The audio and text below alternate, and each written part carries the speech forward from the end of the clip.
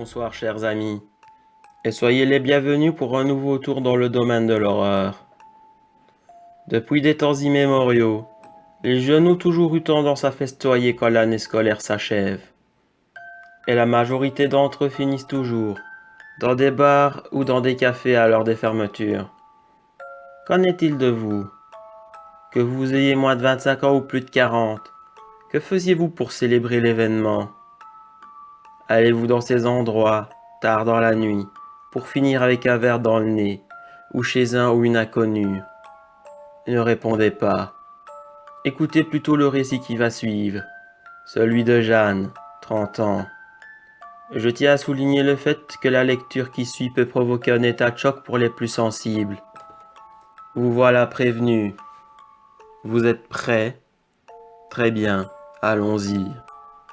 Voici le récit intitulé « La fête de toute vie ».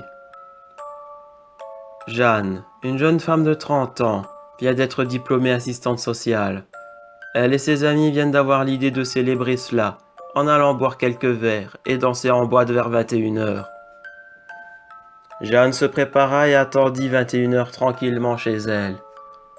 Pendant ce temps, elle reçut un appel de ses parents qui furent heureux de sa réussite, puis prit une douche avant de se changer.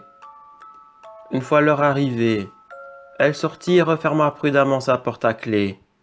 Sa meilleure amie, Leslie, l'attendait dans sa voiture. « Alors prête pour la nuit de ta vie, ma chérie ?» demanda-t-elle à Jeanne. « Plus que jamais, ça va être mortel !»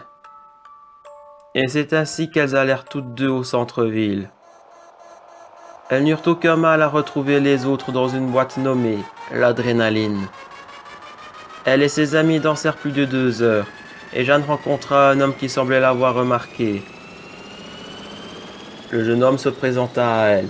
« Je m'appelle Alex, je te trouve très jolie. » Il lui proposa de goûter au cocktail de la maison. Elle accepta et but le breuvage sans poser de questions. Leslie, ne la voyant plus sur la piste par la suite, pensa qu'elle était repartie chez elle. La nuit se passa dans le bruit et le vacarme des fêtes estudiantines. Le temps passa rapidement et quand Leslie retourna chez elle, elle voulut d'abord passer chez Jeanne, se demandant si son amie n'était pas malade. Elle toqua, sonna, mais après plusieurs tentatives, elle n'eut que le silence en guise de réponse. Fatiguée, Leslie décida de rentrer dormir chez elle. Le lendemain, elle retourna devant la maison de Jeanne. Et Jeanne lui ouvrit la porte. Elle était toujours vêtue comme la veille.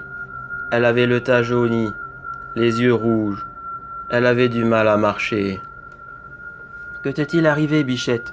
J'ai voulu passer chez toi hier soir, mais personne n'était là. Ça va? » Je ne sais plus. Je me souviens avoir dansé et puis qu'Alex, le mec de la boîte, m'a offert un cocktail maison. J'ai commencé à me sentir bien, et puis je ne sais pas. Je me suis retrouvé ici, chez moi, et malade comme un chien, et... La jeune femme tomba par terre. Du sang coulait de sa bouche, de son nez et de ses oreilles. Leslie appela une ambulance, mais le temps du transport vers l'hôpital le plus proche fut trop long, et Jeanne décéda sous les yeux de sa meilleure amie. Après autopsie, le légiste remarque avec stupeur qu'il manquait plusieurs organes à la victime. L'estomac était découpé et raccourci de moitié. L'intestin grêle fut enlevé, reliant ainsi le gros intestin à l'estomac. Les poumons étaient noircis, le foie disparu, et les ovaires étaient retrouvés dans le rectum. Une analyse sanguine qui avait été faite sur le corps de Jeanne décela qu'elle avait ingéré assez de somnifères pour provoquer une anesthésie générale pouvant durer plusieurs heures. La police prit la déclaration de Leslie et l'enquête commença. Après 2 semaines de fouilles et d'interrogatoires avec les personnes responsables de la boîte, la police découvrit qu'un appartement loué à un ancien étudiant en médecine donnait sur l'entrée et que l'occupant passait le plus clair de son temps dans la boîte de nuit. Ce qu'ils y voyèrent leur coupa le souffle. Une collection entière d'organes prélevés et conservés dans des bocaux remplis de sel. Sur les étiquettes, on pouvait y lire ceci.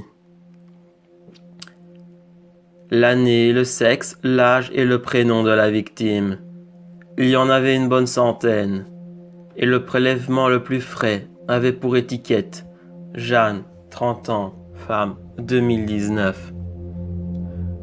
Aujourd'hui, l'enquête progresse toujours et de nouvelles pistes ressortent. On aurait découvert que ces organes avaient soi-disant des acheteurs.